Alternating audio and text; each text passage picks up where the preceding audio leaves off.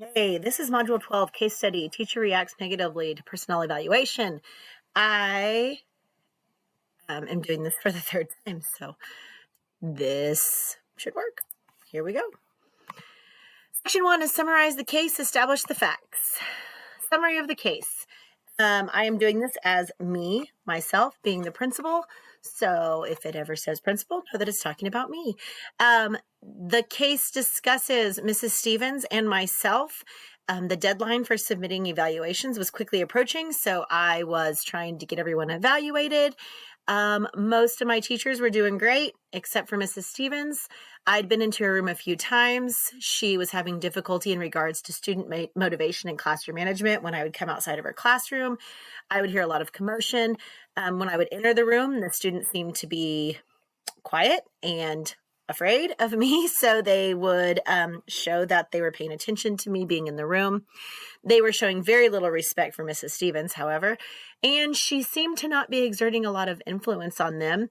During our post-visitation conferences, Mrs. Stevens became very irritable towards me. She was hostile. I tried to give suggestions. She was not taking those suggestions well.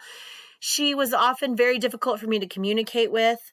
I gave a few suggestions on her to get the kids motivated. She reacted very defensively, stating that students did not need to be engaged, as that was not going to improve their test scores or their success. I didn't know if it was worth my time to continue giving suggestions, so when I visited the classroom again, I saw no noticeable improvement once we had from our previous meeting. So instead of giving suggestions or feedback, I simply left the room and did not come back to her with any suggestions. I did go fill out her annual review and suggested that her contract not be renewed. I put it in her mailbox when I called for the observation meeting that followed.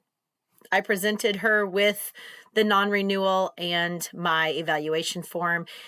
She then became very upset with me. She stated that the rating was unfair and that the supervisor was to blame for the failure because she did not feel that I was supporting her and giving her the support that she needed and the professional learning development that she needed.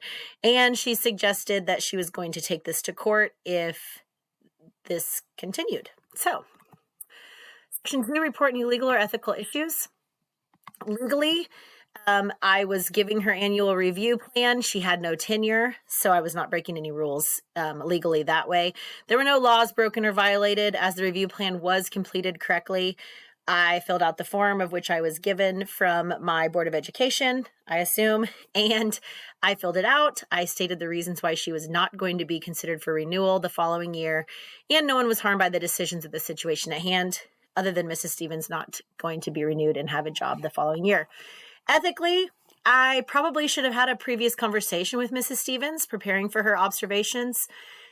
The conversation should have been written down. We should have made note of the things that we had discussed and come up with a plan. I should have allowed Mrs. Stevens to tell me her concerns before it came to this. I should have suggested professional development or professional learning opportunities that would have increased her ability for motivation for the students and for classroom management. I should have probably let her state her concerns. Collaboratively, we should have worked on developing a plan for her to promote school improvement, teacher retention, and the success and well-being of each student and adult in the school. I should have offered support and comments. I should have given feedback when I was doing walkthroughs. I should have noticed the things before the observation and discussed those things with Mrs. Stevens. It shouldn't have been blindsided and then given a non-renewal. And I should have probably conducted some more walkthroughs. I think that ethically, I should have been allowing her to be more prepared before I did the observation and then give her the review that I did. Section 3, synthesize exactly what has happened or is happening in a single sentence. Mrs. Stevens' contract is not being renewed based on the observation that I, the principal, have completed, where I stated that she was not motivating her students and had little classroom management, along with not being responsive toward me as the supervisor, causing Mrs. Stevens to become offensive while threatening to take the matter to court, claiming it was the supervision or me or the school that had failed her. Section 4, evaluate the missing facts. The people included were the principal, myself, Mrs. Stevens' students. Any additional observers, I think that I should have included. I think that that would have eliminated some of the anger towards me if there was a group of us collaborating, creating a plan for Mrs. Stevens. I believe that student surveys should have been completed, and I believe that we needed to have more information on what kind of students we were even dealing with in this case study. I'm not certain, but it could have been a kindergarten class, and they're always going to be a little bit more rambunctious. So that's kind of uncertain in this case study. The places that were involved in this case study were Miss Stevens' classroom. Also outside of her classroom in the hallway is where I kept observing the noise, which caused me to do some of the walkthroughs. And then it ended up in the principal's office. The programs, the curriculum and assessments used to show the data for the students, it didn't really state what data that was or what assessments were used. However, it did state that data was showing, or she was saying that there was no data showing any correlation between motivation, classroom management that was showing success for students. The evaluation form was shown in the data or in the case study that was used for the observation. It was very minimal, but it was there. And I believe that professional development should have been a program that did take place prior to the decision made for the non-renewal. Section 5, review and prioritize the information. Reviewing and prioritizing the information, I felt as though I had hired a great leader. I don't think that Mrs. Stevens would have been hired had she not been a good teacher to begin with, or had the knowledge that a teacher needed to have within that building. So I think that as a principal, I should have maybe gone a couple more times, although I did state that I did see her classroom and I did go into her classroom a few times. I never gave any suggestions on how to assist in the problems that I was seeing in the classroom. I never wrote them down. I never gave her immediate feedback.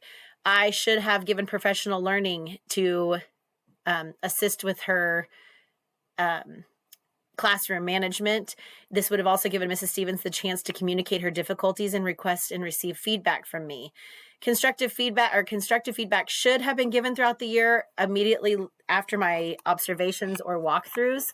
And it doesn't state that I did that very often, so I should have done that. There should have been more collaboration, and an actionable plan should have been created and shared, not only with Mrs. Stevens, but the rest of the staff. I feel that if Mrs. Stevens is having issues, there's probably going to be another staff member that will eventually, so a plan needs to be in place. I should have included a variety of observation tools, and I should have given some peer observation time so that she could see what expectations I was looking for. If I were able to tell her, this teacher is someone who is doing what I would like to see in your room, maybe she could see it from a different perspective.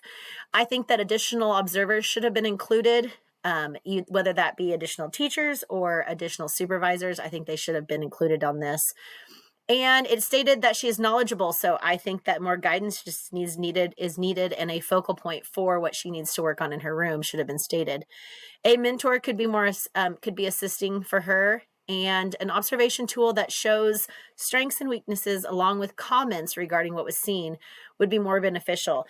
The observation tool that was used in this case study was very basic, and it did not show room for improvement, and it did not show ways that she could improve. Section 6, identify how you would have handled the situation, action plan, and steps. I would have completed more walkthroughs in her class. While in the classroom, I would have taken note of the issues that were taking place in the classroom.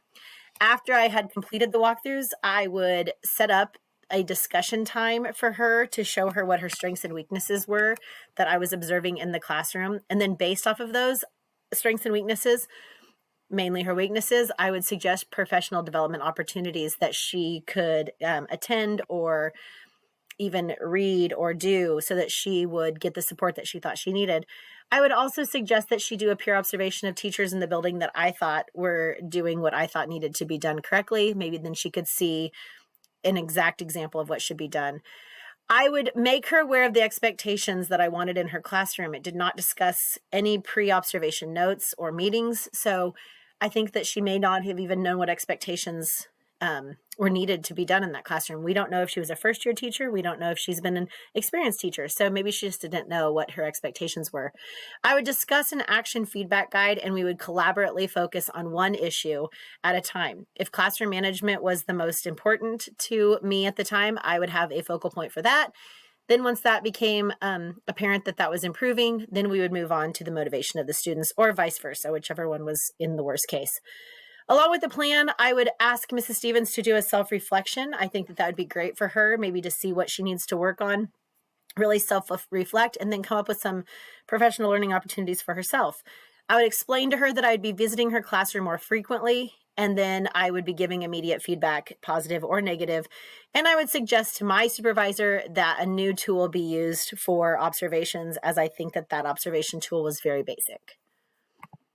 Section 7, evaluate your plan, assess the pros and cons of the plan. Pros.